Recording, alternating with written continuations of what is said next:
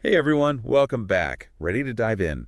Today, we're tackling something I think we can all relate to: fear and anxiety. Definitely. It's a part of life. It is, Mm. but it doesn't have to control us. Right. Exactly. And that's what we're digging into. Finding actionable ways to manage those feelings. We actually found a great piece on self-improvement that lays out 5 really practical tips. And that's what we're diving into today, not just what to do, but the why behind it so you can actually use these tips in your own life. Sound good? Sounds like a plan. Okay, so tip number 1 might seem kind of basic, but trust me on this one. Deep breathing. I think we often underestimate the power of a good deep breath, right? Absolutely. So walk us through it. What's the science behind it? Well, when we talk about deep breathing, we're talking about engaging the parasympathetic nervous system. That's the part of our nervous system that's all about rest and digest. Okay, so it's like flipping a switch from fight or flight to, okay, things are cool. Exactly. And one of the most effective ways to do that is by stimulating the vagus nerve, which runs from the brainstem to the abdomen. The vagus nerve, right? I've heard of that. It's like a super highway of communication between your brain and body. And deep breathing, it's like hitting the gas pedal on that highway. So how does that actually work in a real life situation? Like, let's say you're about to give a presentation and you feel those nerves kicking in. Picture this. Your heart's racing. You might even feel a little short of breath. Been there. Right. But instead of letting those sensations spiral, you take a few deep breaths. Consciously slow down your inhale, hold it for a moment, and then exhale slowly. Like hitting the pause button. Exactly. And as you do that, you're sending a direct message to your body. We're good. We've got this. Love that. And that actually ties in really well with tip number 2, which is all about challenging those fearful thoughts. Because let's face it, our minds can be our own worst enemies sometimes. Oh, absolutely. We get caught in those thought loops, imagining worst case scenarios. Like a broken record playing over and over. And the more we focus on those negative thoughts, the more real they feel, even if they're not based in reality. Yeah, it's like our brains are hardwired to focus on the negative. There's actually a term for that: negativity bias. It's a cognitive bias that makes us more likely to remember and dwell on negative experiences. And this article we found actually asks a really interesting question. Are your fears rational? That's something I've been trying to ask myself more often. Because sometimes, when you really stop and think about it, those fears, they're not always grounded in reality. Right. It's about recognizing when our minds are playing tricks on us.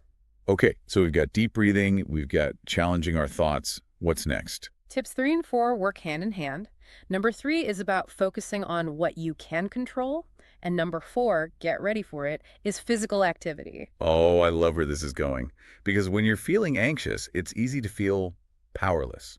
Like things are spiraling and there's nothing you can do. Exactly. So instead of getting swept up in that, try shifting your focus to what you can control.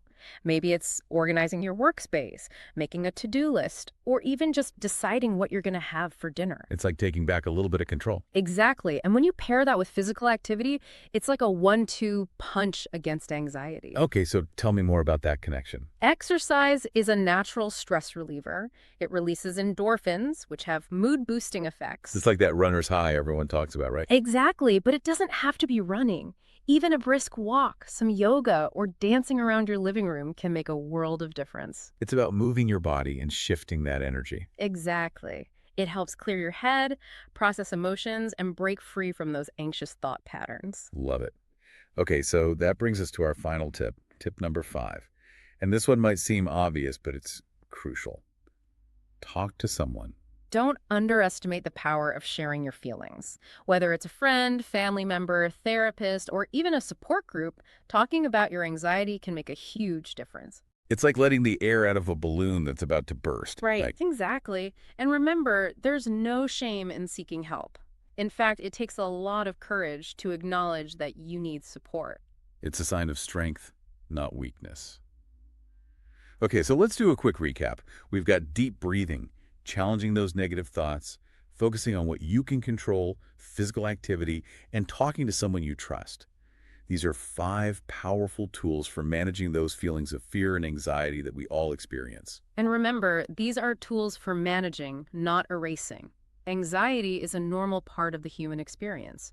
The key is to find what works for you. Exactly. Start small, experiment with these tips, and see what resonates with you. Maybe try incorporating one new tip each day and see how you feel. And remember, consistency is key. The more you practice these techniques, the more natural they'll become. And most importantly, be patient with yourself. It's a journey, not a race. Couldn't have said it better myself.